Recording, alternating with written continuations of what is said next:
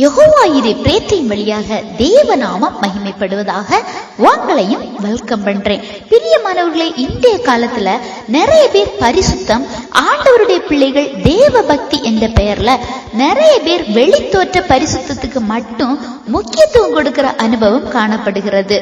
அதாவது இப்படிப்பட்டவங்களை விட்டு தேவ பிள்ளைகள் வேதத்தின்படி விலக வேண்டுமா? ஏனென்றால் கடைசி நாட்கள்ல மனிதர்கள் அநேக பாவங்கள்ல விழுந்து போவாங்களாம். அதுல இதுவும் ஒன்று. பாவங்களால் நிறைந்து பல இச்சைகளும் இழுப்புண்டு வாழும் நிலை ஏற்படுகிறது. எனவே 2 தீமோத்தேயு 3:5 பார்க்கும்போது தேவ பக்தியின் வேஷத்தை தரித்து அதன் பலனை மறுதலிக்கிறவர்களாயும் இருப்பார்கள். இப்படிப்பட்டவர்களை விட்டு நீ விலகு என்று பார்க்கலாம். தேவ பக்தியின் வேஷம்னா தேவ பிள்ளைகள் என்ற பெயரில் சபைக்கு போறது முதல் தேவ உபதேசம் வர பண்ணுவாங்க. ஆனா அவங்க கிட்ட அன்பு இருக்காது.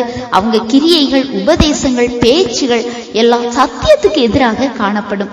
முதல்ல யாரா இருந்தாலும் தன்னைத்தான் சோதனை செய்யும் அனுபவம் வேண்டும். இப்படிப்பட்ட நபர்களால் தான் தேவ நாமம் தூஷிக்கப்படுது. நிறைய பேர் வழி தப்பியும் போறாங்க. இவர்களால் ஆண்டவருடைய பரீட்சை மற்றும் சோதனையில நிலை நிற்க முடியாது. அதாவது வழிக்கு போகிற இருதயம் உள்ளவர்களாய் இருப்பாங்க. கிறிஸ்து இயேசுவுக்குள்ள தேவ பக்தியாய் நடக்க மனதாய் இருக்கிறவங்க துன்பப்படுவாங்க. ஆனா அவங்களால கண்டிப்பாக நிலை நிற்க முடியும். ஆனா தேவ பக்தியின் வேஷம் தரிக்கிறவங்களால கண்டிப்பா இது முடியாதுங்க. அது மட்டும் இல்ல, கடைசியில ஆண்டவரையே மறுதலிக்கிற கூடியவங்களாவும் அவங்க காணப்படுவாங்க. பார்வைக்கு நீண்ட ஜெபம், உபதேசம், சபையில முன்னிலை வகிப்பது இதுவல்லங்க.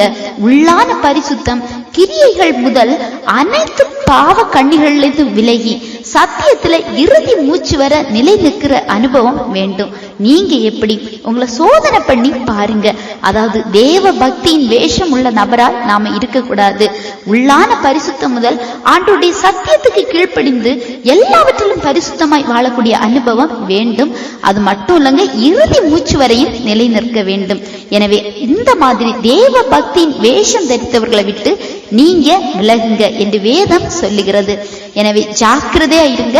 இந்த செய்தி உங்களுக்கு பிரயோஜனமா இருந்திருக்கும் நம்புறேன். ஆண்டவர் தாமே உங்களை ஆசீர்வதிப்பாராக.